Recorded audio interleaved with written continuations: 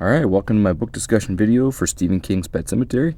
I'm trying to get a fire going, not doing so good, but anyway. This is a discussion primarily about the resurrection myth aspect of Pet Semetary, as well as some of the Wendigo aspects of the book. This is not so much a review as it is a discussion of these topics. Now, before we get into the resurrection connections, I will say that I thought Pet Semetary is a brilliant idea. In fact, the first movie is one of my all-time favorites. My only real criticism is that every time there's some enticing action in the book, instead of leaning into it, King instead decides to tell us about the texture of a ham sandwich, and not just the sandwich, but the entire origin story of the guy who made it, and so on. I love authors that can capture the mundane, as it can be poetically done, but it just kind of kills what could have been one of the coolest books that I've ever read. Its movie counterpart really dances with the story beats, and it's the best version in my opinion. Unfortunately, the movie misses one critical thing, and that's simply in the book. It's clear that Judd is called to the Pet Semetary, and under its influence to share its powers with Lewis, and that this is a cycle that lures its victims. Whereas in the movie, it seems like a totally avoidable trap if Judd had just kept his damn mouth shut. Anyway, that's my piece on that. Let's jump into the resurrection connection.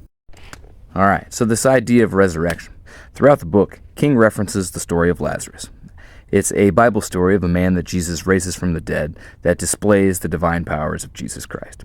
One thing the Bible does not do is tell us what life was like for Lazarus after he's resurrected, so one has to wonder, what might that look like?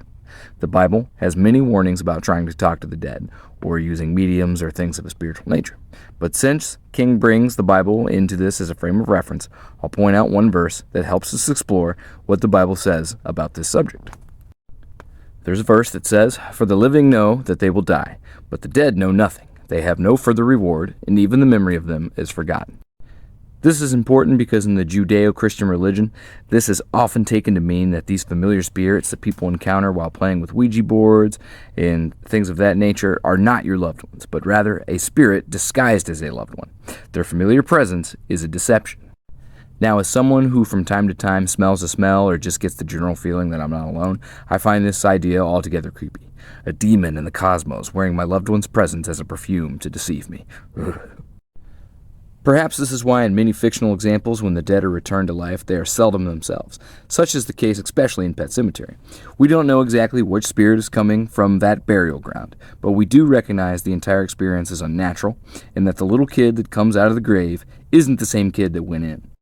One thing I will give credit to Stephen King here for is that he navigates around the use of the word zombie expertly, because even though, at its core, Pet Semetary is somewhat of a zombie story, he's crafted something far more related to the idea of resurrection in biblical terms than a George A. Romero zombie story or even Haitian voodoo-style zombie story.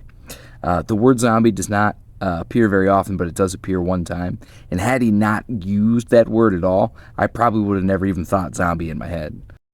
But by Stephen King's own admission, there's one resurrection story that really inspired Pet Semetary above all else, and that's The Monkey's Paw by W.W. Jacobs. This story is a classic short story written in 1902, where a husband and wife use the monkey's paw to wish for 200 pounds. The paw twists the wish, and their son dies tragically and is mutilated beyond recognition by a machine in a factory. The surviving wife and husband are paid out 200 pounds. They use their second wish to bring the son back from the grave. And fearing what mutilated monstrosity is knocking on their door, the husband uses the third wish to send their son back to the grave from which he came. Personally, I found The Monkey's Paw to be a much more effective and chilling tale. I think part of that is that The Monkey's Paw relies on the reader's imagination, but Stephen King gave us what The Monkey's Paw simply left to suggestion, which was the return of the grotesque zombie version of the child from beyond the grave.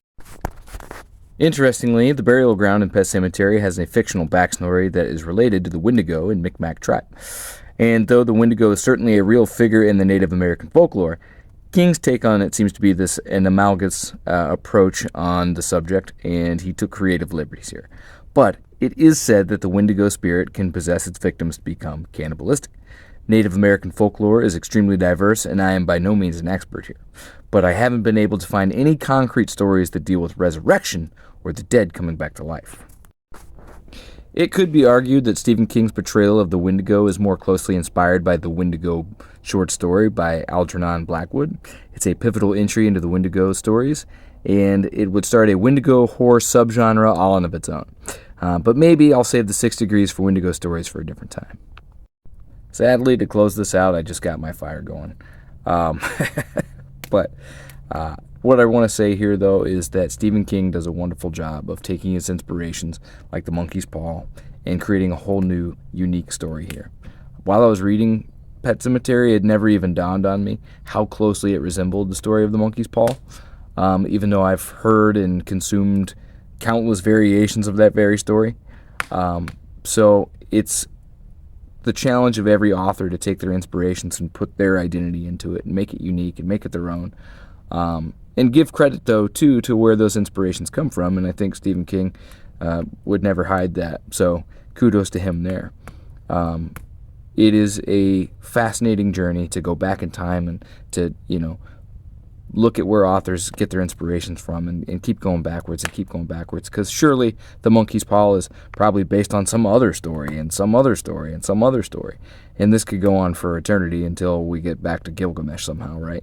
So anyway, with that being said, it's always fun to sit by the fire and have a chat.